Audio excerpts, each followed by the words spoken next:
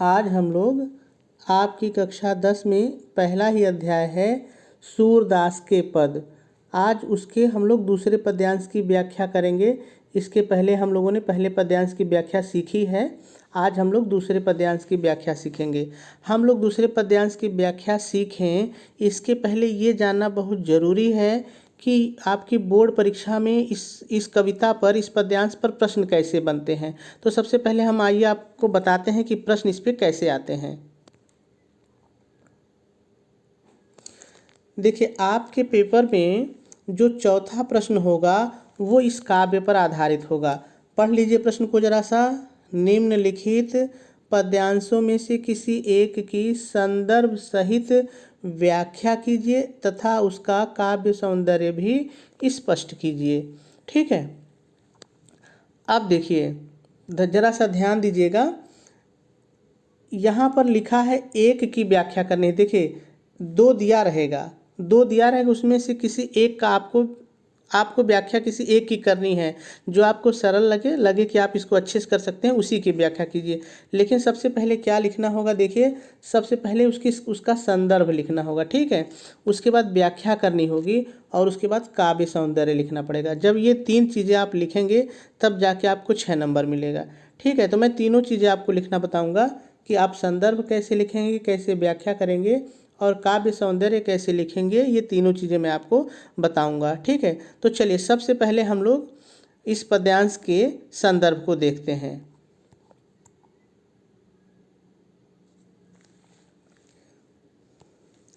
देखिए, किसी भी पद्यांश के संदर्भ के लिए तीन चीज़ें आपको मालूम होनी चाहिए। पहले तो ये कि ये पद्यांश जो है वो किस किताब में है, यानी आपको पुस्तक का नाम मालूम होना चाहिए। दूसरा, आपको पाठ का नाम मालूम होना चाहिए।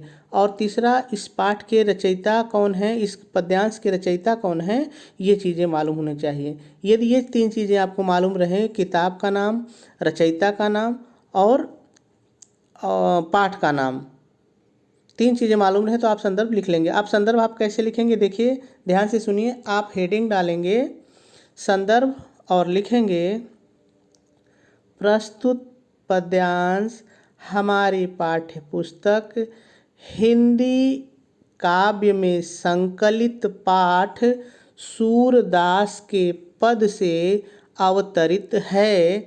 इसके रचयिता सूरदास जी हैं। बस इतना ही। ठीक है, अब चलिए हम लोग इसकी व्याख्या सीखते हैं।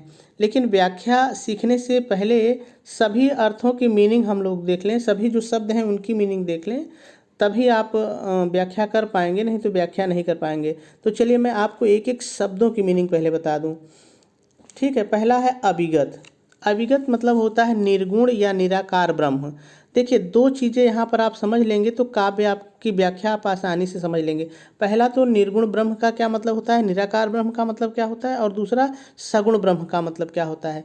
देखिए, जब हम अपने भगवान की कल्पना करते हैं, उनको कोई रूप दे देते हैं कि हमारे भगवान का यही रूप है, उनके यही माता पिता हैं, जब ऐसी हम कल्पना करते हैं तो वो सगुण भक्ति धारा होती है। जैसे देखिए हम राम की मूर्ति बनाते हैं, राम की तस्वीर बनाते हैं, लक्ष्मण की तस्वीर बनाते हैं, तो ये सगुण भक्ति धारा हुई। ठीक है, और जब हम अपने भगवान की कोई कल्पना न करें कि हमारा भगवान कैसे है, उसका रंग रूप कैसे है, उसके माता पिता कौन है, ये कोई हमको पता ना हो, और तब हम जब उपासना उसकी करते हैं, पूजा करते हैं, तब वो निराकार ब्रह्म होता है, यानी निराकार जिसका कोई आकार ना हो।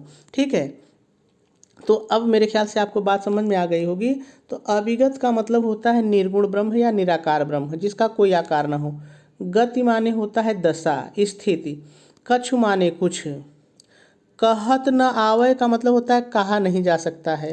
कहत न आवे मतलब कहा नहीं जा सकता है। जी ज्यों माने जिस प्रकार। गूंगे मतलब गूंगा आदमी या गूंगा व्यक्ति। मीठा वही रहेगा, फल वही रहेगा। कव का मतलब को। रस का मतलब स्वाद या आनंद। रस का मतलब स्वाद या आनंद।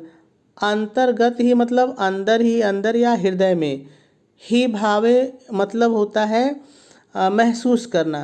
अंदर ही अंदर, भावे मतलब महसूस करना, अनुभव करना। परम स्वाद का मतलब होता है अलौकिक आनंद। सबही मतलब सभी को। सुनिरंतर माने लगातार। अमित माने अत्यधिक, बहुत ज़्यादा। तोष माने संतोष। उपजावे मतलब उत्पन्न होना या पैदा करना, उत्पन्न होना। मन आप समझ रहे हैं, मन। वाणी का मतलब होता है आवाज़, वाणी। कौ मतलब को। अगम का मतलब होता है जहाँ नहीं पहुँचा जा सके, अगम। अगोचर का मतलब होता है जिसे इंद्रियों से भी न महसूस किया जा सके, इंद्रियों से भी न जाना जा सके। अगोचर, अगोचर मतलब जिसको हम आँख से न देख सकें, कान से जिसको सुन न सकें, इंद्रियों से भी जिसको न जान पाएँ, उसको अगोचर कहते हैं। ठीक है। सो माने वही, सो माने वही। जाने मतलब जानेगा, जो वही रहेगा। पावे मतलब पाना। रूप का मतलब रूपी होता है। रेख माने होता है आकृति। गुण का मतलब होता है गुण। जाति आप समझ रहे हैं, जाति ही होती है। जुगति माने युक्ति या तरीका। बिनु मतलब बिना। निरालंब मतलब जिसका कोई आलंब आधार न हो। कित मतलब किधर। धावे मतलब भटकेगा, दौड़ेगा या भटकेगा। सब, सभी प्रकार से, सब माने सभी प्रकार से। विधि, सब विधि मतलब सभी प्रकार से, सब विधि माने सभी प्रकार से।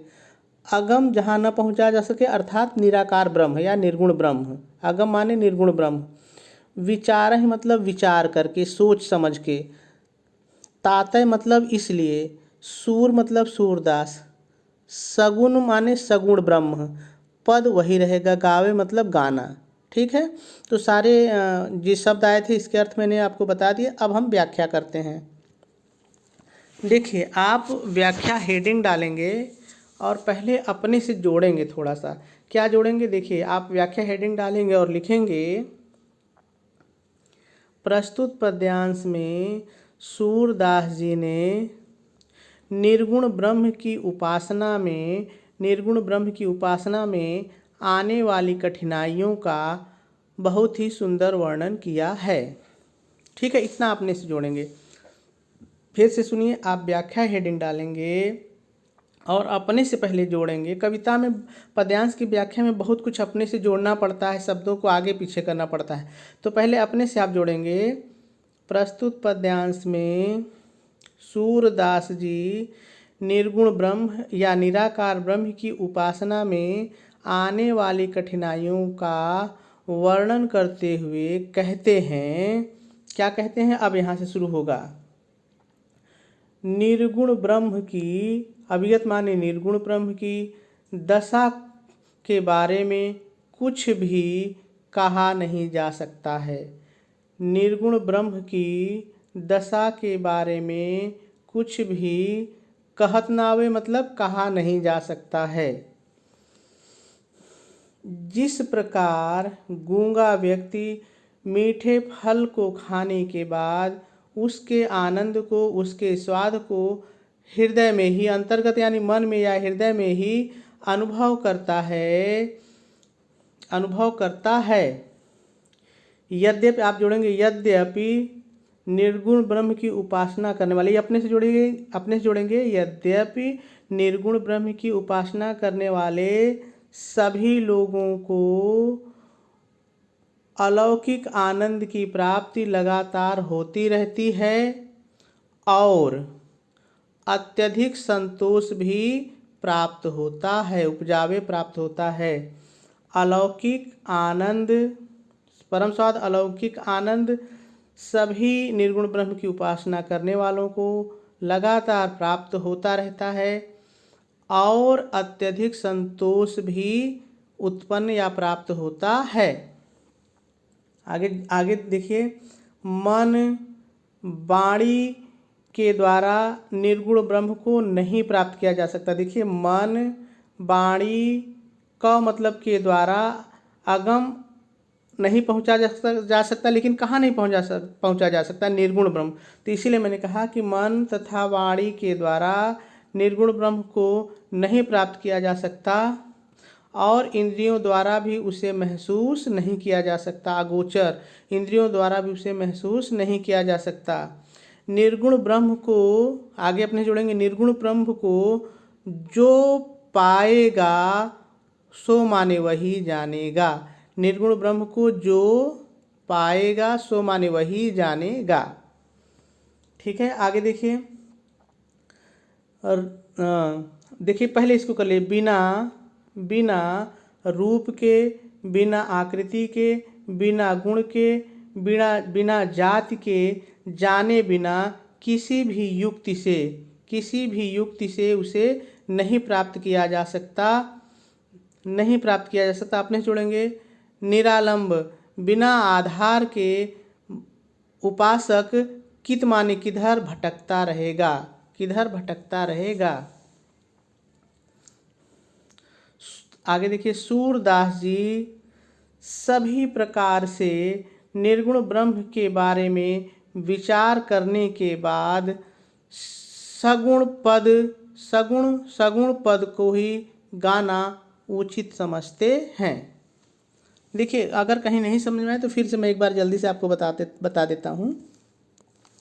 आप हेडिंग डालेंगे व्याख्या और लिखेंगे प्रस्तुत पद्यांश में सूरदास जी निर्गुण ब्रह्म की उपासना में आने वाली कठिनाइयों के बारे में वर्णन करते हुए कहते हैं, निर्गुण ब्रह्म की दशा के बारे में कुछ भी कहा नहीं जा सकता।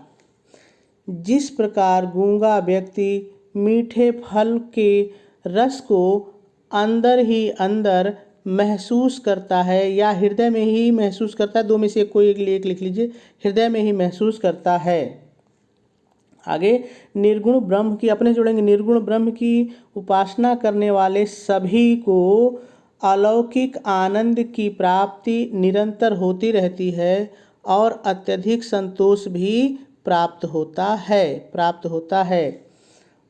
मन और वाणी के द्वारा निर्गुण ब्रह्म को नहीं प्राप्त किया जा सकता, इंद्रियों के द्वारा भी उसे नहीं महसूस किया जा सकता। उसे तो जो पाएगा सो माने वही जानेगा। बिना रूप के, बिना आकृति के, बिना गुण के, बिना जाति के, किसी भी युक्ति के द्वारा, किसी भी युक्ति या किसी भी तरीके से उसे नहीं प्राप्त किया जा सकता। इसलिए निर्गुण ब्रह्म का उपासक बिना आधार के, निरालंब बिना आधार के किधर भटकता फिरेगा, कित धावे किधर भटकता फिरेगा। सूरदास जी सभी तरीके से निर्गुण ब्रह्म के बारे में विचार करते हैं और उसकी कठिनाई को देखते हुए सगुण भक्ति पद के गान को गाना उचित समझते हैं। ठीक है, इतना ही। चलिए अब हम लोग इसमें जो तीसरी चीज़ है वो है काव्य सौंदर्य। तो काव्य सौंदर्य के बारे में देखते हैं। देखिए मैंने बताया कि आपकी हाई स्कूल में यदि सूरदास का कोई भी पद आता है तो उसकी भाषा साहित्यिक भाषा रहेगी, आप याद कर लीजिए। इसमें शैली जो है वो मुक्तक है। मुक्तक शैली का मतलब होता है कि जैसे जो ये पद है, जैसे ये जो दूसरा पद्यांश है, जो इसके आगे तीसरा पद्यांश होगा उसका इससे कोई मतलब नहीं। कहने का मतलब यह है कि कुछ कविताएं ऐसी होती हैं कि जो पहला गद्यांश होता है उसी पर आधारित दूसरा भी होता है, फिर उसके बाद तीसरा भी होता है। लेकिन जो मुक्तक काव्य होते हैं ना, अब इसमें जो है जैसे निर्गुण ब्रह्म के बारे में बताया गया है तो तीसरे वाले पद में कोई और चीज़ होगी, उसका इससे कोई संबंध नहीं है। तो जब एक पद्यांश का दूसरे पद्यांश से कोई संबंध नहीं होता है तो उसको मुक्तक पद कहते हैं। ठीक है, तो यही यहाँ पर मैंने आपको जो है बताया है कि यहाँ पे मुक्तक पद है, क्योंकि एक दूसरे से किसी भी पद का कोई संबंध नहीं। रस, आप जान रहे हैं कि जो सूरदास जी हैं वो भगवान की भक्ति की बात कर रहे हैं, तो इसमें भक्ति रस है और जहाँ भक्ति रस रहेगा वहाँ शांत रस भी रहेगा, ये निश्चित है। तो इसमें भक्ति और शांत रस है। छंद कैसा है? गेयात्मक है। देखिए गेयात्मक छंद का मतलब होता है ऐसा छंद जिसे आप गाने की तरह गा सकें। जैसे ये है तो आप इसको गाने की तरह गा सकते हैं। अभिगत गति कछु कहत नावे, तो ये गेय पद है क्योंकि आप इसको गा सकते हैं। ठीक है, तो यही मैंने लिखा है यहाँ पर कि ये जो छंद है वो गेयात्मक है। और इस छंद में अलंकार जो है कौन सा है? अनुप्रास अलंकार है। देखिए अनुप्रास अलंकार क्यों है हम आपको दिखा देते हैं। देखिए अब यहाँ पर जो है जैसे अ ग म अगोचर, तो देखिए यहाँ अ की ग की पुनरावृत्ति हुई है। तो जब किसी एक ही वर्ण की पुनरावृत्ति एक से अधिक बार होती है तो वहाँ पर जो है अनुप्रास अलंकार होता है। ठीक है, जैसे यहाँ पे देखिए अभिगत गति, तो ग और त की पुनरावृत्ति यहाँ पर हुई है। ग और त एक बार से अधिक बार आया है, तो यहाँ पर जो है मैंने इसीलिए कहा कि यहाँ पर कौन सा अलंकार है, अनुप्रास अलंकार है। ठीक है, अनुप्रास अलंकार है। गुण देखिए इसमें क्या है, गुण इसमें प्रसाद है। प्रसाद गुण का मतलब जब किसी काव्य को हम आसानी से समझ लेते हैं तो वहाँ पे प्रसाद गुण होता है। ठीक है, तो ये बहुत कठिन पद्यांश नहीं है, और जब किसी कविता को पढ़ते हैं तो एक शांति का अनुभव होता है और कविता आसानी से समझ में आती है, तो वहाँ पे प्रसाद गुण होता है। तो इसलिए इस कविता में प्रसाद गुण है। शब्द शक्ति लक्षणा है। ठीक है, मैंने पहले पद्यांश में भी आपको बताया था कि शब्द शक्तियाँ जो हैं वो 3 प्रकार की होती हैं। शब्द शक्तियाँ जो हैं वो 3 प्रकार की होती हैं। एक अभिधा होती है, दूसरी लक्षणा और तीसरी व्यंजना होती है। तो यहाँ पे लक्षणा है तो इसके बारे में आपको बता दूँ। देखिए, जब किसी काव्य को समझने में उसके शब्दों को कहीं कहीं आपको समझने में थोड़ी दिक्कत हो, तब वहाँ पर जो है वो लक्षणा शब्द शक्ति होती है। ठीक है, तो इसमें जो शब्द शक्ति है वो लक्षणा है। इस तरह से ये इसका जो है काव्य सौंदर्य हो गया। तो मेरे ख्याल से बात आपको समझ में आ गई होगी। हम लोग कल तीसरे पद्यांश पर चलेंगे और उसको सीखने का प्रयास करेंगे।